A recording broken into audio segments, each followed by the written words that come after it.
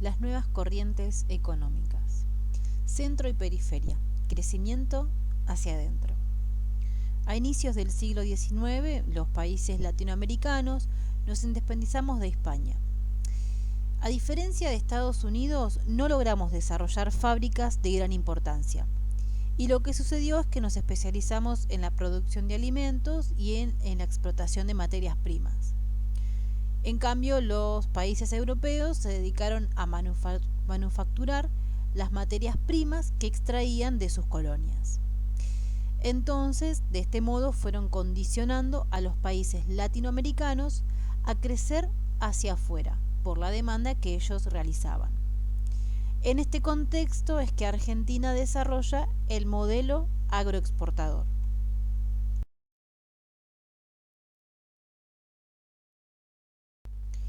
El modelo agroexportador llega a su fin cuando se da la crisis del 29.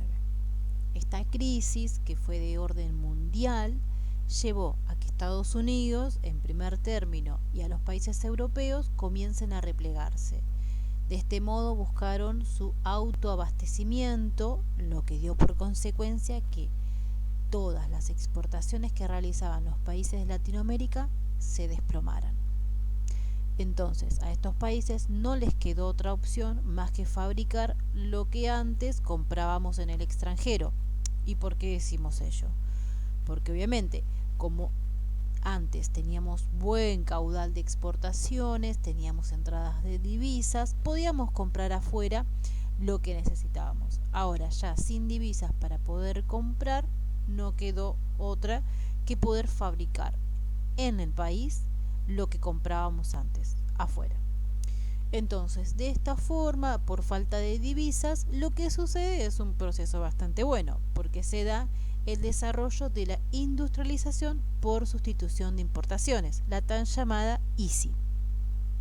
Esto da por resultado que surgieran un montón de empresas nuevas y aumenta la demanda de trabajo, aumenta el empleo, lleva a reactivar la demanda de los productos industrializados y en mayor medida esta demanda es provocada por los trabajadores que fueron absorbidos por estas empresas que fueron surgientes. Entre el año 1939 y 1945 surge la Segunda Guerra Mundial y consecuencia de ello es que Europa queda totalmente destruida.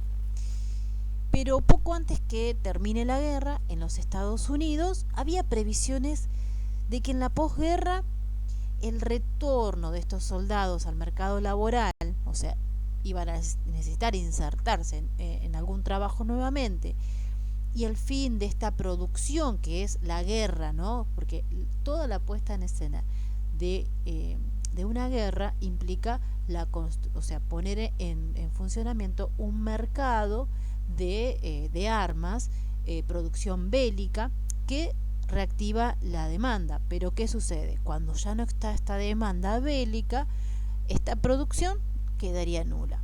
Entonces tenemos, por un lado, una masa de personas que van a buscar un nuevo trabajo, más la producción bélica que va a estar estancada, entonces vamos a tener problemas económicos, decía Estados Unidos. Entonces, ¿qué pasaba? Ellos estaban totalmente replegados, buscaban el autoabastecimiento, pero esto ya no les iba a funcionar. Tenían que cambiar la estrategia. Bueno, entonces lo que decidieron fue abandonar este tipo de políticas de cierre al comercio internacional y empezar a abrirse nuevamente al mundo. Pero lo que buscaban es que era que el mundo no tenga restricciones, ¿sí? Y más que nada para sus materias primas. Bueno, consecuencia de ello es que el presidente norteamericano, Roosevelt, comienza a propiciar un acuerdo internacional que se dio en la conferencia de Bretton Woods.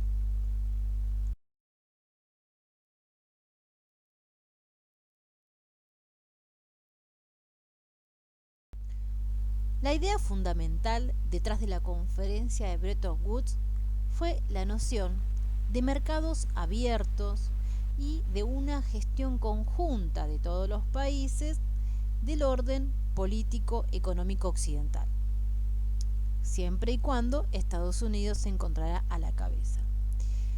Lo que significaba básicamente era que los países debían de bajar las barreras al comercio internacional y dejar la libre circulación de los capitales. Los países habían abandonado el patrón oro para adoptar al dólar como referencia en los intercambios comerciales.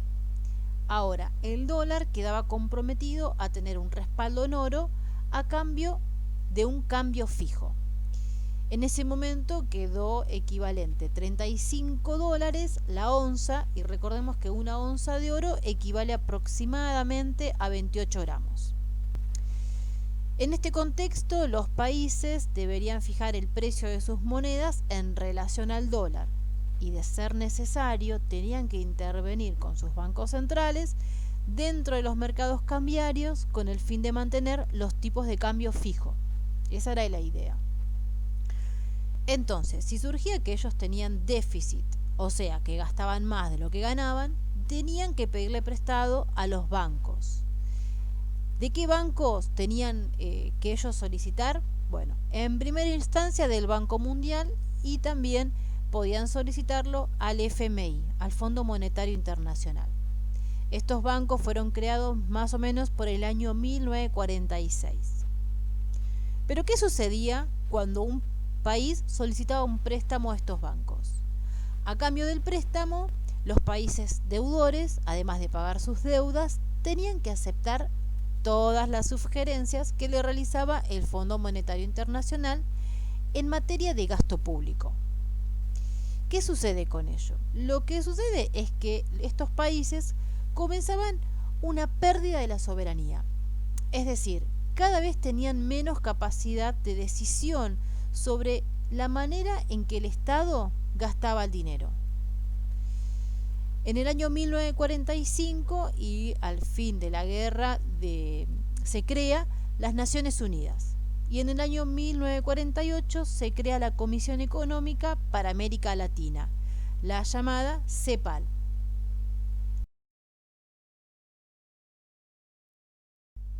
Al finalizar la Segunda Guerra Mundial, no hay dudas sobre la debilidad que generó el crecimiento hacia afuera de los países latinoamericanos. Este realmente fue perjudicial para ellos. Los países que pueden sustituir industrializaciones son los de extensión más grande, como por ejemplo México, Argentina y Brasil. Pero lo que sucede es que se generó un cuello de botella.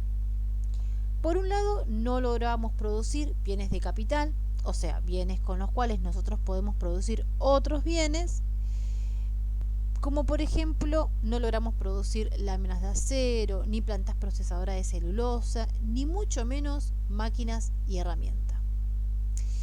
En este contexto surge una teoría de Raúl Prebisch, y para ello vamos a entrar en los primeros temas que abordó para desarrollar su teoría sobre el deterioro de los términos de intercambio. En primer término, habla del centro y periferia. Según esta visión de centro y periferia, lo que determina él es que esta división que se había generado del trabajo dentro de los países de latinoamericano, en los cuales estos países teníamos que producir materias primas, y los países centrales, que eran los que tenían capital, tenían que dedicarse a la industrialización de estas materias primas que venían de los países periféricos. Entremos en mayor detalle sobre quiénes son los países del centro. A ver, los países del centro son los países que van a marcar el ritmo de la economía. ¿Quiénes son?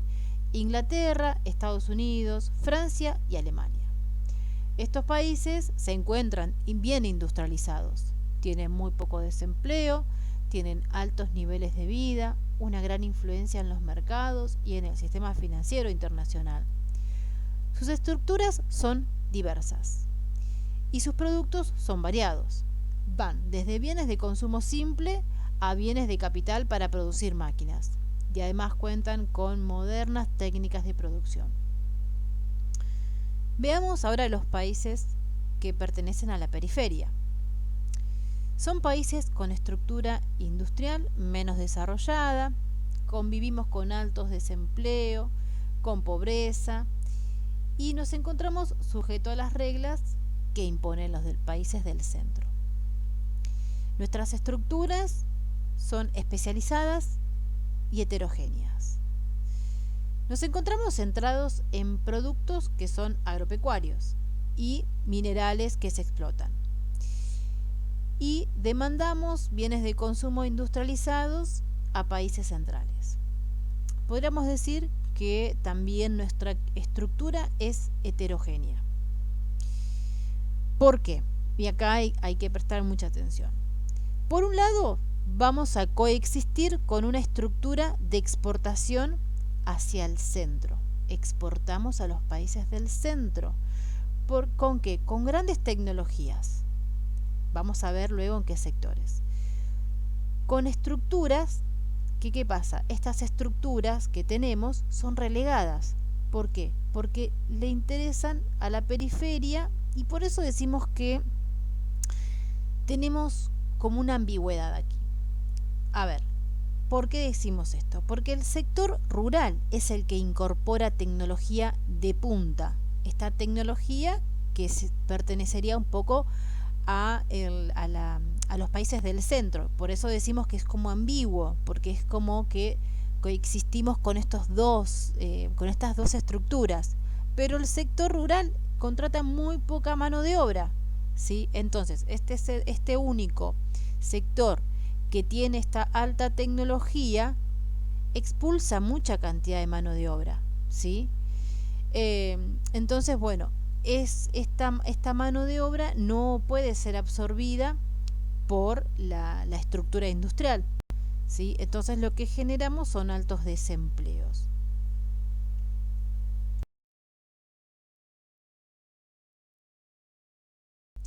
Analicemos la situación de la restricción externa que tenían los países de Latinoamérica.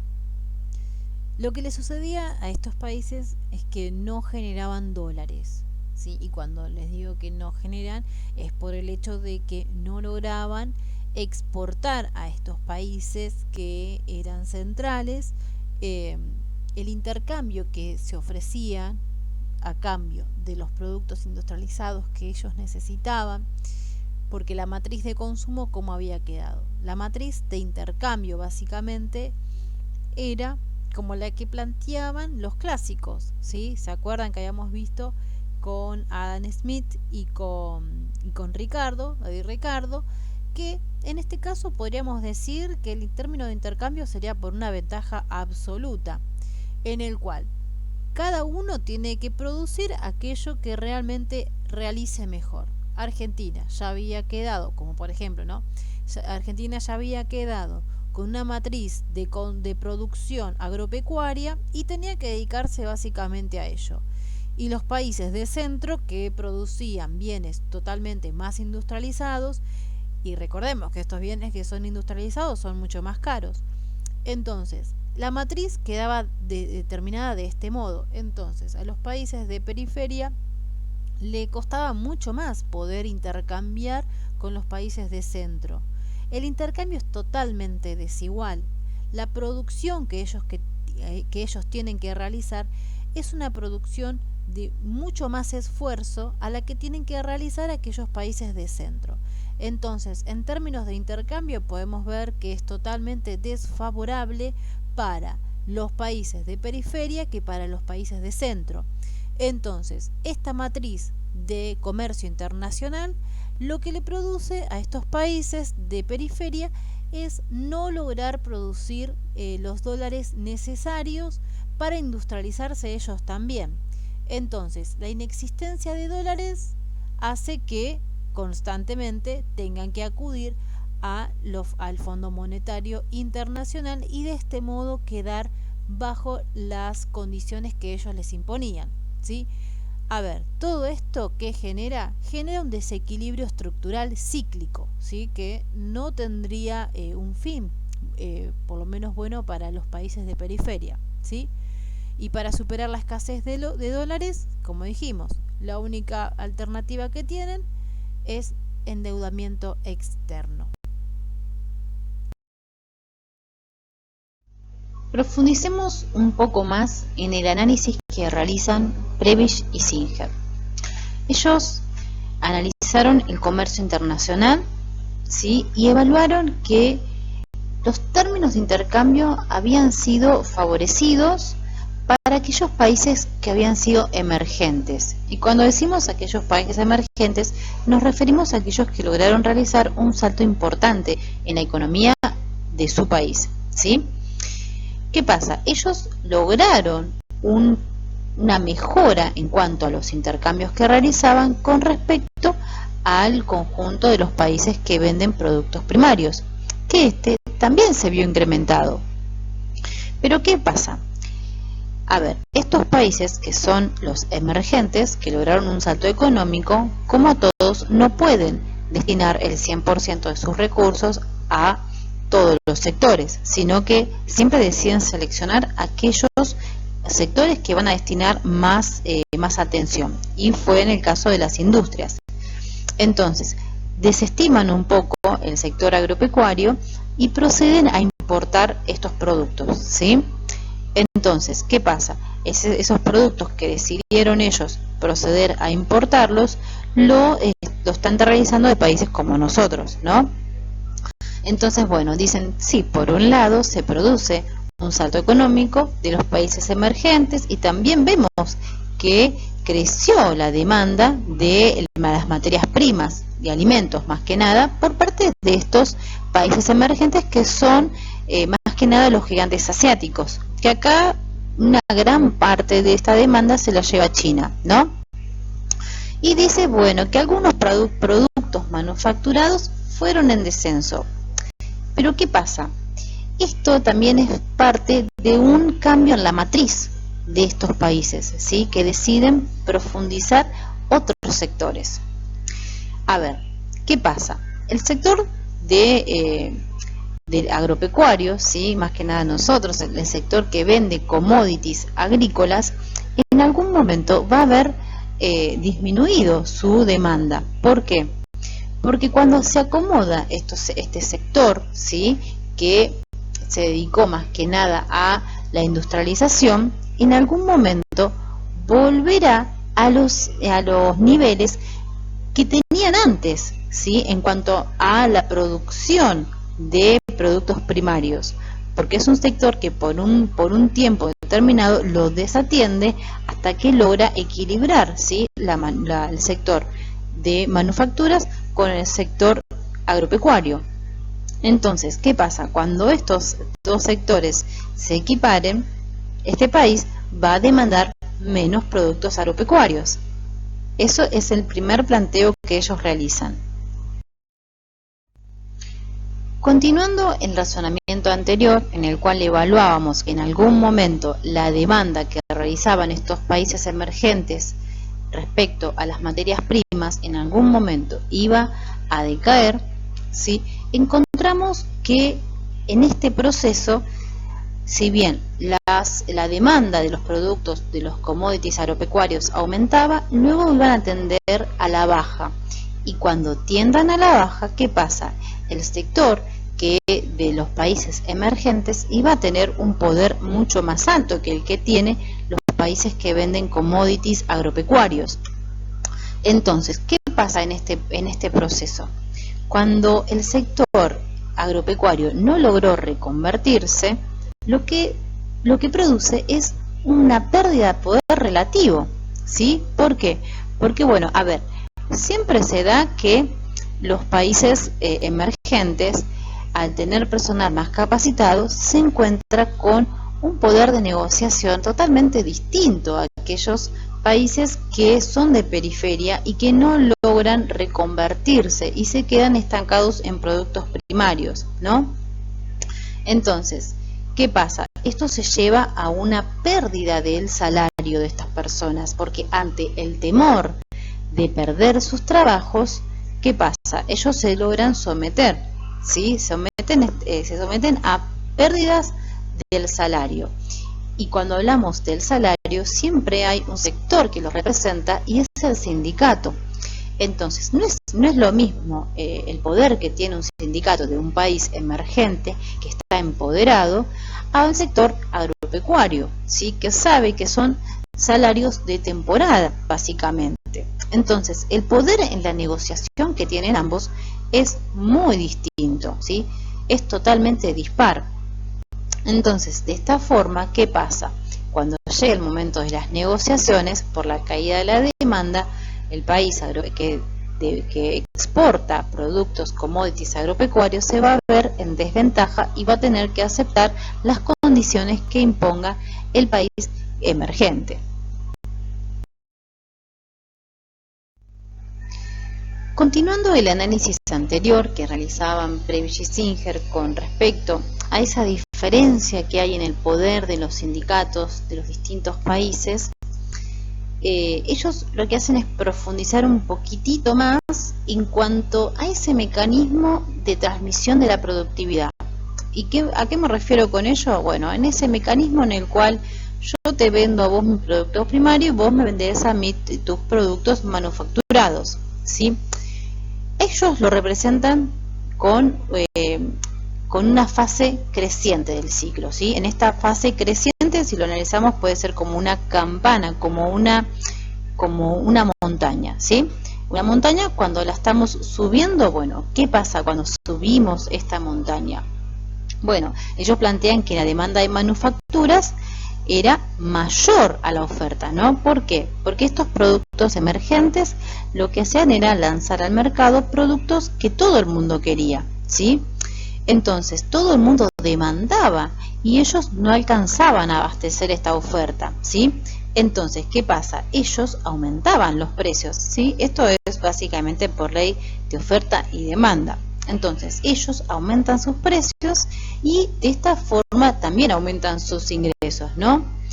Y al mismo tiempo, de modo proporcional, un poquito proporcional, podemos decir que aumentaba la demanda de los productos necesarios para llevar a cabo estos procesos de manufactura, ¿no? Porque dijimos anteriormente que ellos no lograban destinar todos sus recursos a todos los sectores, sino que decidían dedicarse a un solo sector, desatendiendo al otro sector. Entonces, bueno, ¿qué pasa? Ellos tienen una demanda muy grande de sus productos manufacturados que no logran abastecer, entonces dicen, bueno, nos dedicamos solamente a la producción manufacturera e importamos aquellos productos que son primarios, ¿no? Entonces, ¿qué pasa? En este proceso, en esta montaña que yo les decía recién que íbamos subiendo, este aumento de precios, ¿sí?, que ellos hacen por ley de oferta y demanda, es bastante relativo en cuanto al nivel que pueden aumentar los precios primarios que también vieron incrementada su demanda. ¿Y qué pasa? Claro, los productos primarios tienden a aumentar de modo proporcionalmente a un nivel más bajo que el que aumentan los productos manufacturados, ¿sí? ¿Y esto en qué se traslada? Se traslada en salarios básicamente, ¿sí? Que nos quedarían salarios de centro muy altos con relación a los salarios de la periferia. Y ellos lo explican por dos razones. Bueno, expliquemos ahora entonces por qué Prebisch y Singer plantean dos cuestiones en cuanto al motivo por el cual los ingresos de las personas que están en el centro siempre van a ser mayores a los ingresos que perciben las personas que están en los países periféricos. Y ellos plantean, por un lado, la razón estaría porque, bueno, hay mayor competencia entre el capitalismo, ¿sí? El capitalismo se pelea para contratar una mayor cantidad de fuerza de trabajo, ¿sí?, en estos sectores.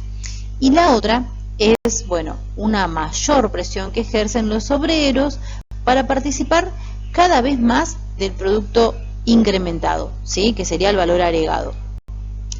A ver, traduzcamos un poco esto. Nosotros veníamos hablando de esa montaña, ¿no?, que yo les decía, que en la montaña cuando la subíamos encontrábamos que, bueno, los países que eran emergentes tenían una demanda muy alta de sus productos, ¿sí?, que era mucho más que la oferta. Entonces, acá ellos veían incrementar sus ingresos. Pero ¿qué pasa? Cuando estos productos en un momento dejan de ser productos estrellas, como decimos nosotros, ¿no?, que son aquellos que se venden un montón y que nadie más los fabrica, hasta hasta que en un momento los demás países logran copiar estos productos y se logra producir en otros también, estos países entran en una fase menguante, ¿no? En el cual entran en decaída, como todos los productos, ¿no? ¿Y qué pasa en esta fase menguante cuando estaríamos bajando esta montaña? Bueno, ellos presentan que la oferta de las manufacturas en el centro va a seguir siendo mayor, la oferta va a ser mayor que la demanda, ¿no? Entonces, cuando subíamos la montaña encontrábamos, por un lado, que la demanda era mayor que la oferta. Ahora, cuando estamos bajando esta montaña, que ya el producto está mucho más comoditizado, podríamos decir, muchos países ya lo producen, entonces ahora hay más oferta que demanda, hay más personas que producen a los que quieren comprarlo, ¿no? Entonces, esta situación va a disminuir la demanda también de los productos primarios, porque los países deciden, bueno, ahora como son productos primarios y no requieren de gran elaboración, ellos mismos pueden volver a destinar sus recursos a los productos primarios, ¿sí? Entonces, ¿qué pasa? Acá baja la demanda de los productos primarios, ¿sí? Y bueno, acá estaría perdiendo también poder los países que son de periferia, vuelven a perder poder frente a esta baja que tienen la demanda, ¿no? Baja la demanda de los productos manufacturados y va a bajar también la demanda de ellos. Entonces, acá, ¿qué es lo que pasa? Los sindicatos, nuevamente, no están en condiciones de afrontar y hacer frente a esta situación porque ellos son débiles ante esta situación, ¿sí? No tienen el poder para,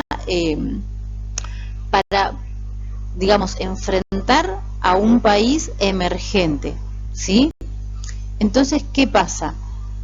Bueno, hay situaciones que plantean los keynesianos, es que los salarios son inflexibles a la baja, pero esto sucede más que nada en los países emergentes, no en los países que son de periferia como nosotros, ¿sí? Nosotros realmente somos, sería, ¿no?, en este caso, una clase obrera que es débil, entonces la fuerza del sindicato nuestro es débil.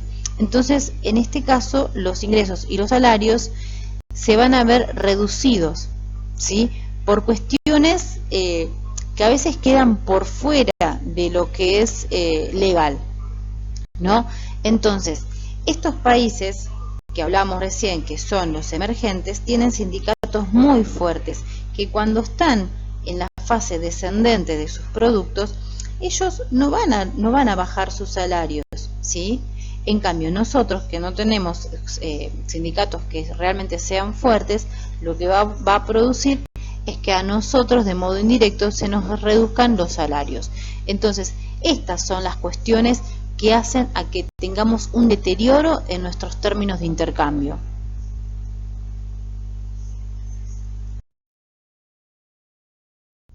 Bueno, y a modo de concluir un poco el razonamiento que realizan sobre los diferentes poderes relativos que tienen los sindicatos de los países de centro contra los de la periferia, lo que plantean básicamente es esto, que en la fase ascendente, cuando a todos los países les iría relativamente bien, los que tienen mayor poder para hacer aumentar proporcionalmente su sueldo más son los países de centro, ¿sí? Estos que son, por lo general, personal calificado, logran un aumento de sueldo mucho más alto en proporción a lo que lo logran los países de periferia, ¿sí? Que ellos no logran un aumento de sueldo mucho más alto en proporción, ¿sí? Entonces, cuando llegamos a la fase descendente de esta montaña que yo les decía, ¿qué pasa? Los países de centro logran no ver disminuidos sus ingresos, pero en cambio nosotros los de periferia sí, ¿sí? Y esto es lo que ellos analizan a lo largo de la historia, que se repite de modo secular, ¿sí? Esto se repite de modo casi constante.